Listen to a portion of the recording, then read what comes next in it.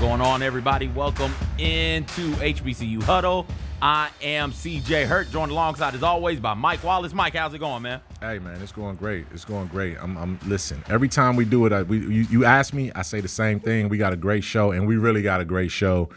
We told you, football season is over. We're in that kind of waiting for spring ball to start up, and then we get into the summer. But these shows, man, have been action-packed, a lot of information, and we're going to have another fun one coming at you today. Absolutely. We will talk about a new name for HBCU Conference, break down Roger Caruth's big-time win on the NASCAR circuit, plus so much more. But right off the top, we are pleased to be joined by Kerry Cobb, the CEO and director of Memphis Little League Baseball. A quick synopsis of Little League Baseball for those of you who are not aware. It was founded in 1939 in Williamsport, Pennsylvania. It's the largest organized youth sports org in the world. There are over 180,000 teams, 2.6 million players. Kerry, man, thank you so much for taking time out of your busy schedule and joining us today. Man, I appreciate you guys having me here. We tried to get you last week. You were at the conference. Anything major happened there? I mean, I was flown in. You were flown in. You got flued out. Man, what? Let's go. Only thing that got me though, when that loading pass was called like Group 8, I had to wait till but outside of that, everything was wonderful. I went there. Little League is kind of rebranding themselves right now, so they came in just wanted to get a perspective on how we are adjusting and what we've done so far. So to sit on a panel and talk to about 250 people, volunteers, that was just talking about what Little League meant to them. I kind of expressed what Little League has meant for Memphis, what for me personally, because I'm from Jackson, Tennessee, and grew up playing Little League there, and then got down here after playing at the University of Memphis and playing football, got into that, got into baseball, and there was nothing really going on after the city did away. That's a long story in itself, but that moment in time where I'm sitting there and I'm talking to the president of the largest youth organization in the world, I mean, it just kind of changed my perspective even more on what I need to be doing for the city of Memphis in baseball. And Kerry, just for those that might not understand, when you get to the summer and you turn on ESPN and Little League World Series is going on, that's the culmination of what this season, these leagues are all about. They end up in Logansport or something like that, right? Williamsport. And there is a path for teams from Memphis, little old Memphis, to get there, and that's ultimately where you get to. You've been involved in Memphis Little League Baseball ever since I moved to the city 8 years ago. But to give us a little bit of the background before we give the people the information about how their kids can get involved. What's your background? Because it seems like you took on this project and then it became something that just became part of your life and part of your life's mission from this point. Yeah, that's the truth. Honestly, truthfully, when I stopped playing football after I graduated from the University of Memphis, I was trying to do football, and then some just saying, go do baseball. Yeah, so I was trying to do both sports. And now, real quick, tight end at the University of Memphis. The years you were there. One of the captains on the year we beat UT from 92 to 96. So I always take that with me no matter what. Baseball, basketball, football. I was on that team that beat UT, Peyton Manning, for all those that don't know. So after that was over with, through my church, we started a youth league, and we had teams. City was big. Back then, for people who don't know, City of Memphis at one point probably had every park had some type of youth baseball going on. That was during the Mayor Harrington eras, and all of a sudden, just budget cut. First thing they want to get rid of, sports. So it got rid of all the sports here, and it left me like, okay, well, I'm done with it. And then I think it was 2007, they had that Civil Rights Museum where they brought it in and played at the minor league stadium. AutoZone, yeah. 2 years of that, but it was 1 year where the commentator came in, and I'll never forget this to the day. He said, black kids just don't want to play baseball.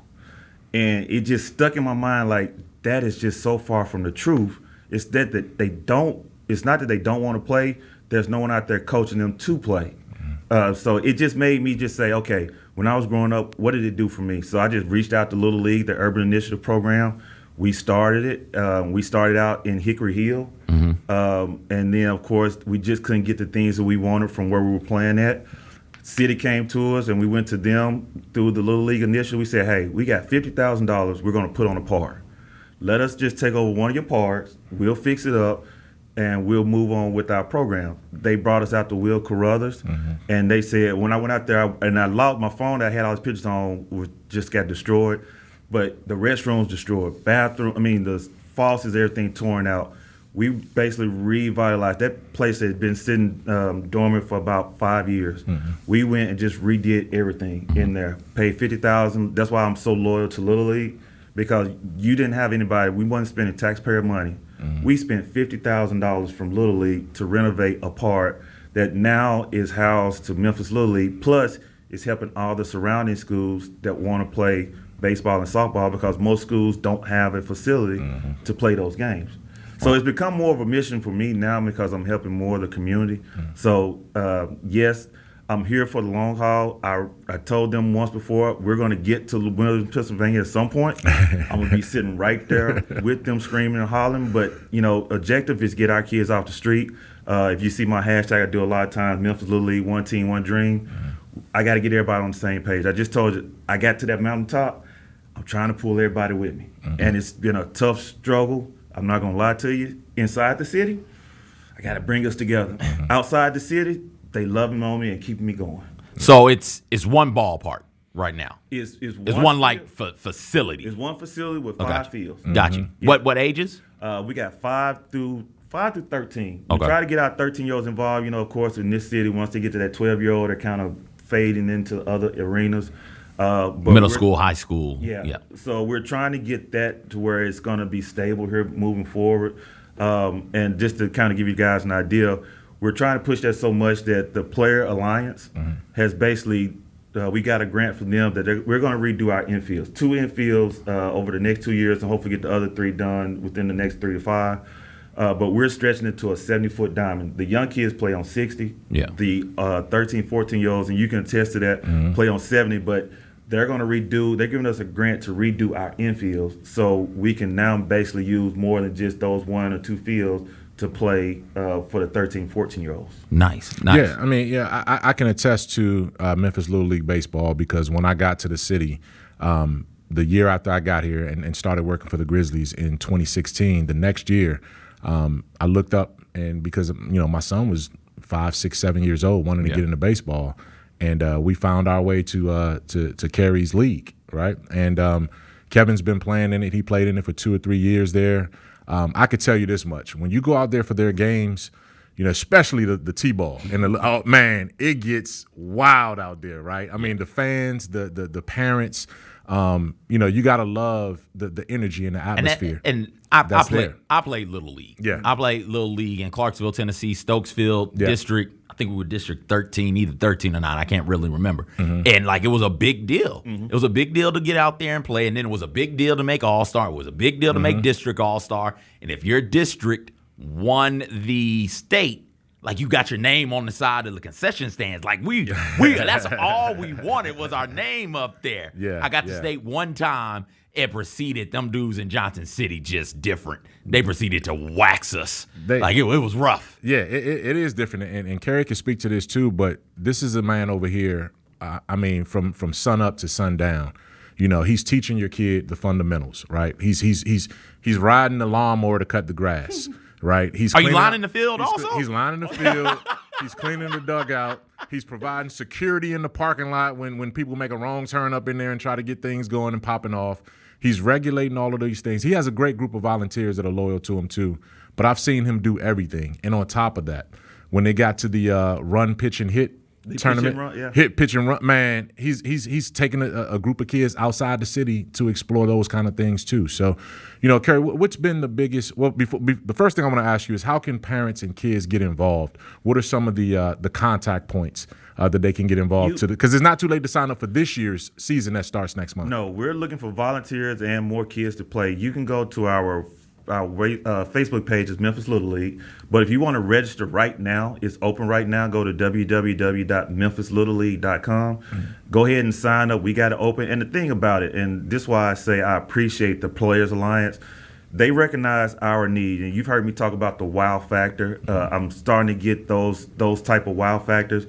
They saw that our fees were $90. Said, we want to get your fees down. Okay, so we'll print your uniforms for you. Well, guess what? Now our fees are gone from $90 to $50. Okay. And I challenge anyone For a that you full can get- season. For a full season, That's if you good. can get a uniform, registration. Pretty much, if you make All-Star, we take care of that. You can play a full season of baseball for $50. Yeah, and as you're saying that, explain some of what's going on in the videos What here. we're trying to do as we're trying to, recovering from COVID has been challenging even after all these years. But because of some of the grant money we received, we're moving indoor training now. Like we started in January. So with inner city kids, don't give me this that they don't want to play. You have to keep them active and you have to keep them motivated. We're showing them techniques and terminologies that if they leave outside of Memphis Little League, one of the things I found out is the terminology is not being used in the inner city as it is in the suburbs. Mm-hmm. No offense, but it's just the truth. So what you see us doing is training to show them this is how you do it, but this is the terminology. So when you get somewhere else outside of us, don't be scared because you don't understand what they're saying. You're finding out at 5, 6, 7, 8, 9, 10, 11, the terminology that we use is the same thing that you can go to any showcase, any camp. You're going to be fitting right in because we taught you those techniques and fundamentals, and you're going to enjoy the game. I don't care about winning. You know me. I never make out the batting lineup. I let the parents do it. But I can tell you what 1 through 9 is doing, whether they're swinging or whether they're hitting, fielding right. I can tell you that because I'm more focused on the long term than trying to simply win a championship. And that's important because there has been a significant decrease in black participation in baseball. Right. And you brought it up, the announcer black kids just don't want to play baseball. Black kids have been priced out. It's at least $4,000 now to play like travel ball. And I'm glad you brought that up, and that's why I wore this today, because if you go back and do the history of just Negro League baseball, they play in their own communities. They had the coaches in their own communities that taught them how to play.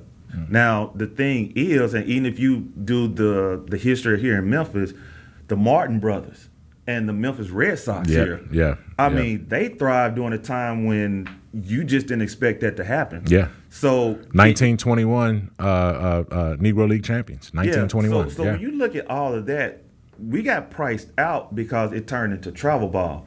But community ball, I've seen some of the best games played in a community where it was like 2-0 because you had coaches, parents that was dedicated to the game and didn't worry about trying to make a travel team. You played and taught some of the best stuff here. So that's why I say the athletes that you see now and everything you see now is turned into travel ball from the money standpoint. But if we kind of use the model of what the Negro Leagues did, bringing it back into the communities and have that training within the community, that's why we're trying to offer all of that you see indoor training. You can get back to that and not be priced out of the game. I'm convinced of that. For sure. Yeah, one of the things that you talked about as well, too, man, before we get you out of here and wrap up, is the calendar that's coming, the season. So walk us through what the next month or so is going to be like, including a potential major development coming to Memphis to help in that. A couple of things, and I want to make sure I get this covered. Whenever, hopefully this will air soon, but I want to open it up if there's an organization out there for T-ball 5, 6, and then coach pitch 7 and 8. If you have 12 kids that want to play, right now today, you can just call and say, I heard it on Grind Season Media. I'm going to sponsor your team. Wow. I mean, that's the uniform. You ain't got to bring nothing. We got the equipment bag. I need coaches involved. So if you want to coach, you got 12 kids, reach out to me, 901-830-5538. That's my cell phone number. Call me. I will. That's how serious I am about this. I will sponsor 2 teams. If I get 3, I'll find the money for 3. If I get 4, I'll go take out a loan. And he will too, man. I've seen it. I'm that serious about trying to get these kids off the street because right now our youth need love. And in order to do that, we got to start young. We got to make sure that we're keeping them involved and doing something. Because I don't mind a team that plays football, come play basketball. And this is a whole nother study. And I know we run out of time. But go look at some of the greatest players that played sports. Michael Jordan, what did he do? Played baseball. Larry Bird. Every time we do this show, I point out there are multi-sport athletes. You got to play more than one sport to be good at your primary sport. You have to. And so that's it. Michael Jordan, Deion Sanders, Bo Jackson. Larry Bird. No one realized that Larry Bird played baseball. So black, white, it doesn't matter. You have to really get out there. The thing about baseball, it calms you down. It makes you think what's next. We can't call 32 trap. Right. You can't go 4 wide, give it to the point guard, and say, go make the play. Baseball is a sport where you individually have to know what's going on, but at some point you're going to be put on the spot. Yeah. So do that. But to bring it up, and I'll make sure I let everybody know, this player alliance, CC Sabathia's account, if you know about them and the players alliance, you can look it up. They designated Memphis as one of the target spots they want to help out. So they've helped us out with the infields and the grants. They've helped us out with the uniform, where they're going to do a 2-day intensive session with any coach in the city of Memphis that wants to be a part of. We're finalizing now. It's going to be sometime at the end of May. There'll be more information coming out shortly. But for them to reach out and say, we see what Memphis has. Wait, Kerry, hold on. You said CC Sabathia? Yes. Like Yankees CC Sabathia? That CC like Sabathia. Cy Young CC That's Sabathia? CC Sabathia. In New York. That's CC Sabathia. Or He's Cleveland. going to come, yeah, or Cleveland. yeah. He's coming here. If he doesn't come, he's sending. It'll be Okay. somebody from the Gotcha. Players Alliance that will be here, but it will be a former major league player that will be here. 2-day session. So they're coming in, and it's open to any coach that has coached baseball. Man. Now, it ain't too many. Like I say, I'm reaching out trying to get us to where everybody's on the same page, because we can hand it off. But the middle school and the high school coaches have to be on the same page as well. So this is the perfect situation where you now get terminology that can be shared. They're going to do on-field intensive sessions with you that we can share everything across the board, be on the same page, and help our kids thrive.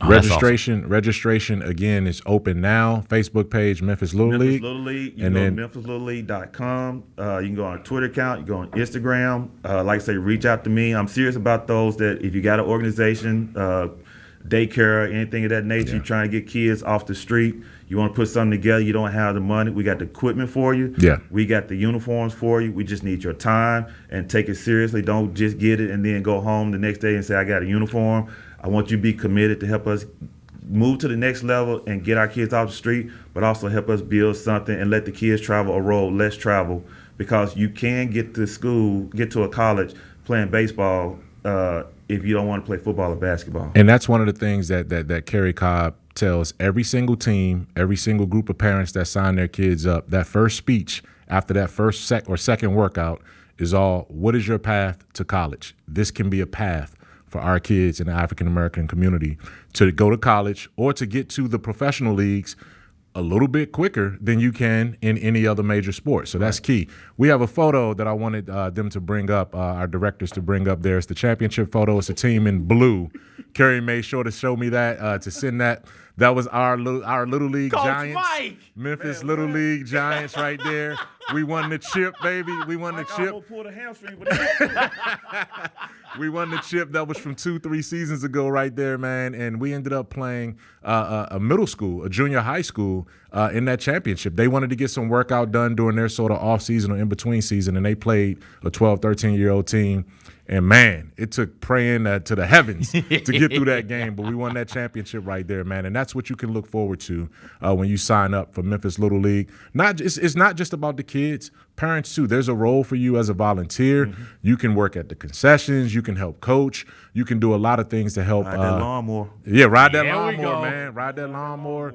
Or just throw some catch, man. Throw some pitch and catch to some kids out there to keep them warmed up, man. So it's a lot of things to get involved with. I'm looking forward to seeing how this plays out this season, and we're going to definitely have you back as we get close to what the Alliance is going to be doing back here in Memphis. Boys and girls, right? Yeah, boys and girls. Ages Yeah. 5 to 13. Hit them up. Thank you so much, Kerry. I appreciate you When we guys. get back, look at the right camera, CJ. When we get back, we'll talk to Dustin Starr about some major wrestling news that has a little bit of HBCU flair right here on HBCU Huddle in the Grind City Media Studios. Built for tough, baby. Vince Williams is going to go to All-Star Weekend. Now, what a great thing for him. Kudos to Vince Williams Jr. You know, he was an injury replacement on the Panini Rising Stars. He'll get a chance to be part of the All-Star Weekend Showcase. Hey, Grizzlies fans, be sure to tune in to Grizbeat, where the panel and I break down all things Grizzlies and take a look at the rest of the NBA as well. The show is live every Wednesday, 2 p.m. on YouTube at Grind City Media and the official Grind City Media app. I'm freaking out right now, man. Bain, a corner three. Nothing better. You know, I've played in a bunch of different gyms. My only NBA team, of course, and, you know, I'm spoiled. best fans in the league, for sure. The way that they embrace us, not just here in the building, but you know, even around the gym and around the city, and the love we get is second to none. And that's it. That's a wrap. We out of here. Till next time. Kayla sent in this picture, so we're gonna show you guys. I just want to get your initial thoughts. Oh, wow. If one of you walked in with this, who would you be least surprised wearing these boots? The least surprised word? Bennett. Bennett? No. Bennett, definitely least surprised word. No. He's probably seen somebody at a rock concert wearing something like this. Least surprise? Okay, I gotta go with the gang, Bennett. The Sneak Fest Show, live Tuesdays at 2 p.m. on YouTube at Grind City Media and the official Grind City Media app. Marc Gasol, man, let me give y'all a quick story, man. He is the first person to taught me swing. When you get that thing, Tony Allen, just remember, swing, and every time. And so a lot of times, you know, he would get it on his end. It'd get time for him to swing, and he'll look to the corner, he'll just shoot it. Do you think that he ran out of swing? The Chris Vernon Show, presented by Caesars Sportsbook, live weekdays at noon on YouTube at Grind City Media and the official Grind City Media app.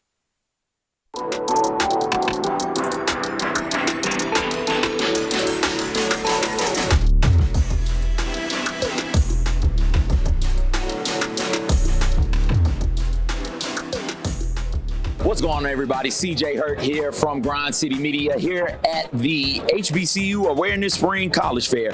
There are over 30 HBCUs in attendance from all over the nation, and it's really picking up here. It's going to be really exciting, going to be really fun. We're excited today. Today is a great day for kids to learn more about HBCUs. So here's an opportunity where you can learn so much about 35 different HBCUs, right? So where you as a parent, you come in and get this information right here, and you're not watching on YouTube, you're getting it right here. What do you want in a college? I want a great experience, also want a great education. You know, I want a very social college where I can meet new people and learn new things. Really just being comfortable in your own zone when it comes to independency, and really just having that mindset of growth and, you know, just evolving around everything that you want to do with your career. Is this the furthest west HBCU? Absolutely. What's one thing you want students to be sure that they know about Langston University?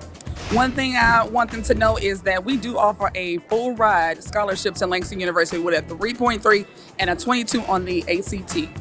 Oh. And that's full ride. I mean, full ride. Room, board, cable, mailbox, internet, all that. Well, I think that a lot of times people think small school, I won't get the same opportunities, when in actuality, that works to our students' advantage, where they're able to be selected for opportunities a lot more easily than being at a larger university. How'd you get started in this industry? So I had the opportunity to work with the NBA Foundation, with the HBCU Fellowship Program. I'm thankful for them. I think they put me on the right path to be here today. So that was my start into sports. I started in 2022, and I'm here with the Grizzlies now. You didn't tell us you got on-site accepted to Miles. Oh, yeah. Oh, yeah. Oh, yeah. Oh, yeah. And Alabama A&M. And Alabama A&M. So you came here, were you expecting that? Yeah, because you know what you got. Yeah. You got the presidential scholarship? Yes. Jakari, that's great, man. Congratulations. Well, that's a wrap from the HBCU Awareness Spring College Fair. Emphasis on Spring College Fair, because if you missed it today, there'll be a fall college fair for you to go to this coming fall, not next fall, this coming fall, fall 2024. Special thank you to all the HBCUs, all 35 of them who came out and attended. Special thank you to the HBCUs that we got a chance to talk to today. Special thank you to the young students that we got to talk to. And special thank you to you for watching this. I'm CJ, and I'm out. I'm CJ, and I'm back, Mike. That was the HBCU Legacy College Fair Spring Edition. They'll do one in the fall, and you saw it in the video. They're giving, like, you come through with the right credentials, they're giving scholarships away, full rides away on the spot. So if you couldn't make it to the spring edition, that's fine, that's good. Come out to the fall, baby. You never know what you might find. 35 HBCUs from Oklahoma all the way to the Northeast, where we're there. So it's a good time, Mike. Absolutely. Pleased to be joined now by Grind City Media's own Dustin Starr. He hosts Grind City Wrestling. He's also one of the in-arena MCs for the Grizzlies. Do I call you the owner of Memphis Wrestling, Dustin? Like, what's your full title with that? Oh, did we lose him? Oh, we just lost him. He's gonna reposition himself. Oh my goodness! And then come back. But chime in with the. There he is. There he is. Okay. 5-star. You with us? Oh yeah. There he is. There my guy goes. Dustin, how's it going? What is your title with Memphis Wrestling, though? I meant to ask you that before now. My fault. Man, I guess I'm the owner and the host of Memphis Wrestling. There we go. Owner and host. I left off the host part. Dustin is joining us right we now. We had a production meeting a couple of weeks ago, and they started giving us all titles, and I think it was like executive producer or something. I don't know. You call me whatever you want, DJ. Yeah. Hey, that's the vibe, though, that we have on today's show, man. I mean, Dustin, you're not aware of this, but we just had our first segment with Kerry Cobb, who's the CEO and director of Memphis Little League Baseball. And, if you know about, all of the youth involvement, a lot of youth in this city are also crazy about wrestling, right? Yes. They came up watching wrestling at every single level. And one of the men that is responsible for keeping that vibe going in this city is Dustin Starr. So, Dustin, give us a little bit of a background in terms of why this is such an important element for you before we get to one of the main reasons why we have you on. Well, first of all, I grew up a diehard Memphis wrestling fan. I always wanted to be a professional wrestler, and I remember growing up looking in the mirror and cutting promos with Dave Brown and Lance Russell. It wasn't really about the WWF or WCW. It was about Memphis wrestling. And of course, growing up, you find out, you got the WWE and WCW and now AEW and all that kind of stuff where guys go off. But to me, it was all about Memphis wrestling. And so we went to Mid-South Coliseum and we watched all the big events. We even went to the WMC studio and watched Memphis wrestling there. At an early age, 15 years old, I started training. My parents were absolutely crazy. They knew exactly how much I loved it, and so they allowed me to train at an early age. And then fast forward several years growing up in locker rooms and in the business, then I did sign a developmental contract with WWE, went off there, and I learned stuff there that I never thought that I would really put to use. And when I got back, some other opportunities for television came up, including doing a syndicated championship wrestling program. We did 100 episodes of that, but all the stuff I learned at the developmental territory, I brought back, and then we put into our own facility that's 6,000 square foot at 3296 Winbrook Drive. It's the Memphis Wrestling Wrestle Center. What we kind of found out is that TV stations love wrestling and they want to air wrestling, but they don't want to produce wrestling. They don't want to bring in a bunch of wrestlers to come in and tear up the studio. And I mean, you see how immaculate the television studios are now. The studio that you guys are probably sitting in now, or the Grind City Media Studio, it's just so nice and it's so expensive. You'd never want to set a ring in there and have guys, come in and try to, tear it apart. Although if we were to set a ring in a studio here, it would be in the Built Ford Tough studio, right? This is the studio for the ring to be. Well, what you guys don't remember, Dustin should remember this. We did have a ring in the building. Yep. On this floor, this very floor, when we first opened up these studios, and that would have been funny to have some wrestlers in there, and what is now our Grizz Gaming territory right there. You guys have no idea how much that meant to me personally to go in and see the wrestling ring, because here we are trying to build a brand and bring Memphis wrestling back. Long story short, Memphis wrestling went away.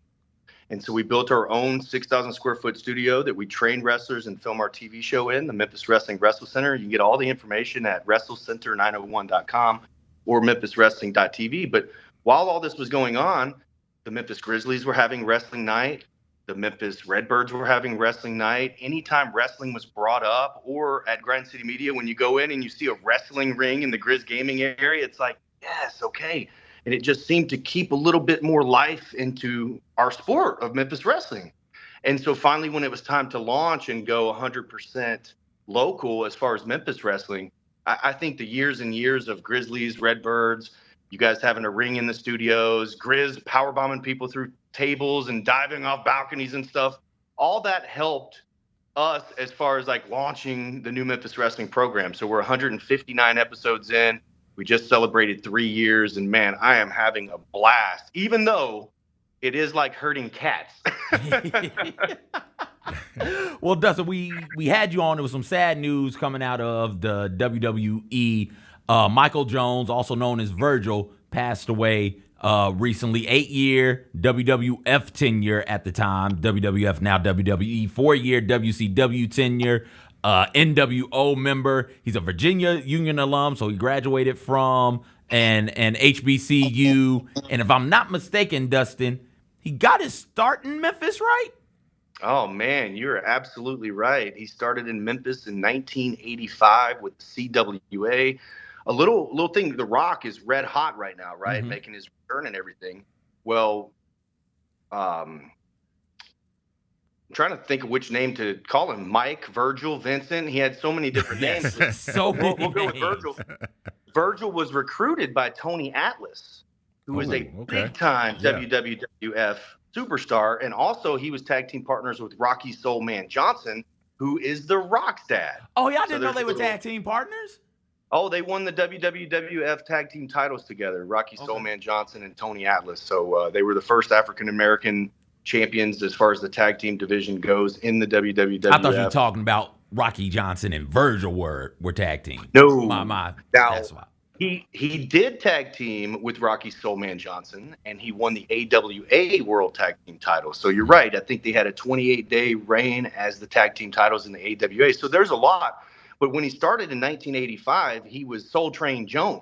Mm-hmm. And then it didn't take him long to get to the WWF, which was in 1986. So he was on the independent scene for about a year, recruited by Tony Atlas. They got him right into the WWF pretty quickly. And he had a lot of success there. And I saw the graphic pop up where it said he was there 8 years.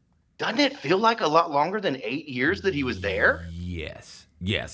I mean, I thought he was there from like 80s through early 2000s. But no, he was just there. He did come back and make appearances, right, in and out. But like you, I thought that it had to be, especially like as a kid growing up in the 90s watching this, it felt like a lot longer than 8 years. But, by that Attitude Era was special, man. Oh, yeah. By 1988, though, which is just a couple of years of him being into the business, he was working with guys like Hulk Hogan, Andre the Giant. A little tidbit, too, is that Virgil helped Ted DiBiase dethrone Hulk Hogan's 5-year world title reign. So he was involved with a lot of really, really cool stuff as far as the wrestling business is concerned. But it all started right here in Memphis, Tennessee for him. Dustin, how challenging is it now? I mean, you talked about Virgil's path into the big time, the majors. How challenging is it now, because you have so many different leagues and so many different layers and levels to make that same kind of journey that Virgil made coming in the early 80s? It's kind of a double-edged sword. I know that Virgil was in bodybuilding early on, so he had a really, really sharp look, man. If you talk about some of the best physiques in the history of professional wrestling, I would think that Virgil ranks up there.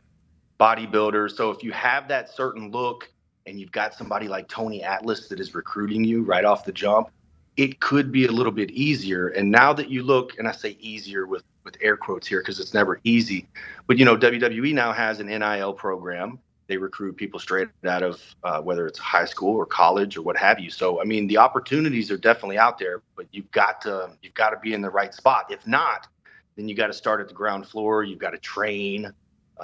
Sometimes that takes a couple of years. Then you have to start getting experience on the independents, especially if you're not 6'9", 250 pounds or something like that. You got to work a little bit harder to get noticed. It's just like playing any other sport. If you have those physical attributes, you might get an opportunity, but the bell still has to ring. You might look like the biggest, baddest quarterback out there, but once the ball snapped, if you can't throw the ball, Right. So it's probably more, I don't want to say easier, but there's probably more opportunities out there now than there ever have been before. But there's a lot more professional wrestlers and professional athletes that are going after them now too. Do you have a favorite Virgil memory? Oh, man, growing up as a kid. Or a collection of them that might pop off, just something that you remember the most about him? Well, I do remember, it's a very controversial storyline and character, right? So you had this rich millionaire white man who was counting his money, has all his cars and all this kind of stuff, has this diamond championship belt that's allegedly worth over $1 million. And then you have his assistant, who's a black man, who's polishing his shoes, washing his car, counting his money, right, CJ? I mean, this was like this does not age very well. But I remember It doesn't. It does. But we gobbled it up in the moment. Google Vince McMahon and you'll see a lot of crazy stuff that they did. But one of the cool things that they did right, and I remember it as a kid, and I'm 41 at this point, so rewinding way back to the 90s, is the moment that Virgil finally turned on Ted DiBiase. Yeah. I mean, they must have blown the roof off the arena. It was so good, and the fans reacted so strongly that I can't believe that it didn't go on to be bigger. And some could say maybe it did, but like he was never an intercontinental champion or a world champion or anything like that. And to me, the popularity of him turning on the $1 Million Man, Ted DiBiase, should have catapulted him a lot greater. But now he did go on to be in the NWO. He was with WCW. He had a long career. And one of the things that when I was when I heard that he had passed away, I was reading two different ages. So they were saying that he was 61 when he passed away. Yeah, and then allegedly he had lied to everybody and made himself about 10 years younger so he could keep getting good roles and jobs. So he was 70 still. Wow. Yeah. You normally don't see I that love large that. of a gap, though. That's a pretty big gap. Hey, that's 5 years, maybe 3 years is normal, but wow, a decade gap. And you know how hard you have to keep yourself in shape to make it believable? You know what I'm saying? And moisturized also, right? Yeah, Black don't crack for a reason. Like my man was using lotion, baby. I'm with you on that storyline, Star, because I feel like now, I didn't have the words as a kid, but I feel like now, as a grown-up, we all have issues with our bosses at times. And I feel like Virgil turning on the $1 Million Man was, oh my gosh, look at this rags to literally riches story where he stood up to his boss and now he's taking over the WWF at the time, right? Like I thought they could have played with that a bit more than what they did, but there was a lot of talent on that roster at the time, and it was a lot of different stuff happening. I wish they would have. I'm glad though that I got to see Virgil wrestle and to experience the splendor that is Virgil. Yeah. There's a lot of like behind the scenes little stories too. Like he was named Virgil because WWF named him Virgil because on the other side the competition was run by Dusty Rhodes, whose real names was Virgil Runnels. But doesn't Pritchard push back on that? Doesn't he say that's what he says. But I mean, come on, there are way too many coincidences because when he jumped to WCW, then they named him Vincent after Vince McMahon on the other side. Oh. So there was always something going on with the names, but my favorite of all time was Soul Train Jones. I mean, you're a bad dude if your name is Soul Train Jones, right? Star, what you got coming down the pipeline, man? Man, we've got a big TV taping coming up this Sunday. We've got AEW superstar, the Murder Hawk Monster, Lance Archer coming. We have former TNA World Champion Cowboy James Storm coming. And also we have a talent exchange with Booker T. 5 times. So he's bringing his champion down. It's Will All-Day from Reality of Wrestling. So funny story, CJ. I know you're a big Booker T fan. Love him. The other day I got off the phone and my son, he's 3. He walks over and goes, "Hey, Dad, who are you talking to?" I was like, "I was talking to my friend Booker T." And you hear my wife from the other room, "Things you thought you'd never hear you say." The crazy part about that story to me, Dustin, is you said my son walked into the room. I'm thinking, oh, it's Brady. He's 3. No. I was like, wait a second. Wait, Brady. Oh, no, there's another one running around. Got another one. Yeah. Star, thank you so much for joining us, man. Where can they find Grind City Wrestling and what y'all got on tap for them this week and next week? Well, we're leading up to SmackDown coming up at FedEx Forum next Friday. So if you don't have your tickets, Mike, you better get those tickets because they're going to be gone. Absolutely. The Rock has a high demand. So we got that going on next week. grindcitymedia.com/podcast. You can find Grind City Wrestling. We've got interviews literally with wrestling's biggest stars. I think we have 266 episodes now. Like, I can't believe they let us do it that long, but it's a lot of fun. We're supposed to talk to Austin Theory from WWE next week. So that's the big topic. Big Memphis wrestling TV taping this weekend. And then next week we got SmackDown at FedEx Forum. And last SmackDown that we had was the highest grossing WWE event other than the pay-per-view in FedEx Forum history. And with The Rock being announced, I cannot imagine that they smash that record coming up next Friday. So yeah, man, a lot to look forward to, Dustin. I mean, keep doing the great job that you're doing. entrepreneur. I mean, doing it from the ground up. It's always been a passion of yours, man. And you could tell just the way you talk about wrestling and what it means to Memphis. Man. Guys, hey, anything to keep from getting a real job, right? Yes. Dustin, we'll see you tomorrow at the Grizzlies game because, of course, you'll be emceeing. That's your other job. That's your other unreal job, right? Dustin Starr, everybody. Thank you so much, Dustin. We appreciate it, man. Dustin's great. Known Dustin for a long time. Yeah. When I was doing radio, I would host, I was producing a radio show. Memphis Sport Live became Cerrito Live, and Dustin would be on every Saturday with us. And so that's how I got to know Dustin. Dustin. That's how I got to know Dustin. Great guy. I enjoy him a ton. Mike, you heard the news about the GCAC? The Gulf Coast Athletic Conference? Yes, switching up. Yeah. So the Gulf Coast Athletic Conference, for those of you who don't know, is a NAIA conference, excuse me. It is home to Dillard, Fisk, Oakland, Philander, Southern University at New Orleans, SUNO, Talladega College, Tougaloo College, University of the Virgin Islands, and Wiley University in Texas. And they've made the decision to switch their name from the Gulf Coast Athletic Conference to the HBCU Athletic Conference. Yeah, Mike. HBCU Athletic Conference. Yeah. Good marketing? I think so. And we're going to step back and is this sound on tape or is this just B-roll there? Just B-roll. We just rolling through it. Yeah, I like because you want to build on the acronym HBCU and you're competing with the SWAC and the MEAC in terms of the more recognizable. But if you're the HBCU conference, then that's going to make people take a look. They just added the University of the Virgin Islands there too. Yeah. So they're all the way down into the Caribbean, all the way over to Texas. Yeah. And some phenomenal teams in there, some great historically black colleges and universities that are comprised of this league. And we'll see where it goes. But I like the change. I like the change. The thing I like about it is we know that the SWAC is an HBCU conference. Yeah. We know that the MEAC is an HBCU conference. We know that the SEAC is an HBCU conference. We know the CIAA is HBCU conference, right? At times, even I, and that's what Fisk is, right? You know my fondness for Fisk. Even I, at times with the Gulf Coast Athletic Conference, forgot, like, oh no, they're playing each other. Like, this is for the smaller of the HBCUs right here. So calling it the HBCU Athletic Conference, it's kind of on the nose. It's definitely on the nose. But you need that from time to time to make sure, like, oh no, this is the HBCU conference for the NAIA level. So I'm fine with it. I approve of it. Yeah, Mike. It's HBCUAC, right? Yes. So you almost have to go HBCU. You know, I wish we could have had a chance to show the logo, and we will as it becomes more visible and the brand becomes more established. But you got to have HBCU by itself and then athletic conference. There you go, right there. And that's exactly the way that they needed to have it. I love it. I even like that logo right there. I mean, it's kind of fly right there. So, hopefully they can get some of the media coverage and some of the exposure that can help that conference grow, because it's added a school, it seems like, every other year, a college to the conference. And now they're just ready to take the next step. Watch out for them in particularly in Title IX women's sports, the track and field sports, the baseball, the gymnastics.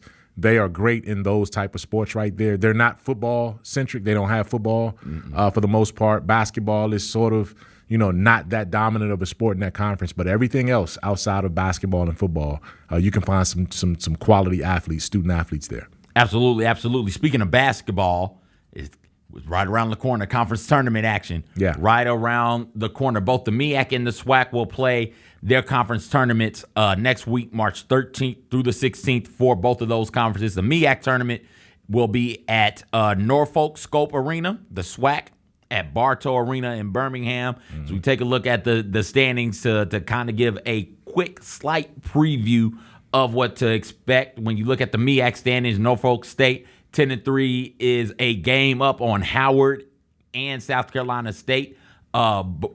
Howard and South Carolina State are 9-4. Norfolk State is 10-3. North Carolina Central 8-5. All of these are in conference, and then I think it kind of falls off right there where you get Delaware State, Morgan State both at 6-7, and Maryland East Shore at 3-10, and Coppin State at 1-12. As we take a look at the SWAC standings, you have Grambling right up there at the top, Mike, at 13-3, 2 games up on Southern and Alcorn State. both at 11-5. Texas Southern is sitting there at 11-6. Bethune-Cookman at 10-7. Jackson State 9-7. Alabama, A&M, and Arkansas Pine Bluff both at 8-8. Alabama State at 7-9. Prairie View A&M 5-12. Florida A&M 4-13. And those Delta Devils, baby, they were on a one-game win streak. I think they've since lost some games. 1-15 in the conference. Yeah. Last year, we saw Howard give Kansas everything they wanted in the first half in the big dance in March Madness. Do you think that one of these HBCUs this year can do something similar or even, God forbid, like win a tournament game? Right now, if we looked at where they would stand if the season ended today, according to Joe Lunardi, both Norfolk State and Grambling would both be in play-in games for the 16 seed. Yeah, I mean that's the tough way to go. You know what I mean? When you have to qualify and get into from 16, you're going up against a number one seed. You're going up against one of the top 4 national number one seeds. Now, I will say this. I've never seen a college basketball season where all of the top 4s that are projected are beatable like this, right? I mean, Connecticut looks really, really strong, but outside of Connecticut, who's been on fire the last month and a half, it's been a round robin. The rankings change so much. These teams are dominant at home, but they can't win on the road. Yeah. And so if there's a chance for an upset to come, it would be this year from that standpoint. I would hope I know Norfolk State is a strong, strong team. They've been through this before. They've had NIT runs and those kind of things. We saw earlier this year, Southern went to Mississippi State and got a win. So a Mississippi State team that's on the bubble. That's in the tournament. They're in. Okay, so they're in the field. So yeah, I mean these things aren't insurmountable and overwhelming the way they used to be. So it wouldn't surprise me if this is the year. Just because I don't see the top 8 to 10 teams in the country as dominant and as strong as they normally are. One bad night, one streaky night for a HBCU, and you can see an upset, especially if they can get to that 15-2 round matchup as opposed to the 16-1. So, we'll see where it goes, man. But I'm surprised to see Grambling up there sustaining it. Kudos to them because when I was there, we couldn't win, right? Like I had 1 year with Grambling's team, and it just wasn't pretty. Coaching change and all of those kind of things. We leaned into football and we just kind of did basketball to get us to football season. But to see the program standing as strong as it is now, man, that's a phenomenal cap tip to them. Southern is strong right now too. So, those Louisiana Bayou Classic rivals are at the top of the SWAC, and then obviously Howard and Norfolk State are the class of the MEAC, and that's not surprising at all because they're like that year in and year out. Absolutely, absolutely. Raja Caruth, we've talked about him before on this show. He North Carolina Central, I do believe, right? One of the North Carolina HBCUs. Yeah. NASCAR fellowship. NASCAR wants to get more black people involved, as in forward-facing roles, get more black fans in. He got his first win ever. Yeah. In the NASCAR Craftsman Truck Series victory that he picked up March 1st, last week, I do believe. And that's big. That's a big deal. This shows like what happens when you plant a seed and water it and give it all of the nutrients it needs to grow. Yeah. And I think that this is a good thing for the sport of NASCAR as it looks to try and be more inclusive for a black audience, Mike. And they've done that. NASCAR has reached out and had partnership deals with the HBCUs in North Carolina in particular. And because NASCAR, their headquarters is right there. So when it comes to engineering, working behind the scenes, and also working in sort of the publicity areas, the business operations of NASCAR, when you look behind the drivers, you're seeing more and more diversity come in. I mean, it's a massive, major sporting endeavor. I mean, it's $1 billion corporation, and what they're doing is having innovators. And that speaks to the technology that the Research Triangle schools, but also the HBCUs who are adjacent to those Research Triangle schools are getting opportunities to go in. So, even when we're talking, and CJ, earlier in the show, we played the clip of you being involved in the HBCU college fair there. Every time we get a chance to talk to HBCU students, I'm always saying, listen, don't have boundaries for where you're willing to go. Don't have boundaries for what fields you're willing to go into. It might not look comfortable for you when you first get in, but create that trail and blaze that path so that you can create a lane for maybe those who are coming behind you. NASCAR is one of those places where traditionally it hasn't been friendly, right? Just because of the fans and those kind of things and the racial overtones. But within the network of NASCAR, they're certainly doing a lot more than they've ever done before to make sure that these opportunities can exist. So shout out to Caruth. Hopefully he can stay on this track now and develop and get into some of the major races, and we'll see where he performs from there. Winston-Salem State. He will graduate from Winston-Salem State in December. I said North Carolina Central, and I don't want people in the comments to come get Winston-Salem State. I right. apologize. Which camera? No, good catch. Good catch. We don't want any. We don't want no trouble. We don't want no beef. Yeah, no smoke on no beef unless it's banned beef. He's also the third black driver in NASCAR history to win a National Series race. So, like you said, congratulations to Caruth. Look forward to seeing what he continues to do. I think that's it, Mike. Man, am I mistaken? That was fun, man. That was fun. So we got entrepreneurs to kick off the show. We got a history maker to end it as our culture maker. Another great show in the book, CJ. I'm looking forward to more and more and more to come. Absolutely. That'll do it for this week's show. We'll talk to you guys next week. For Mike, I'm CJ. Everybody take care.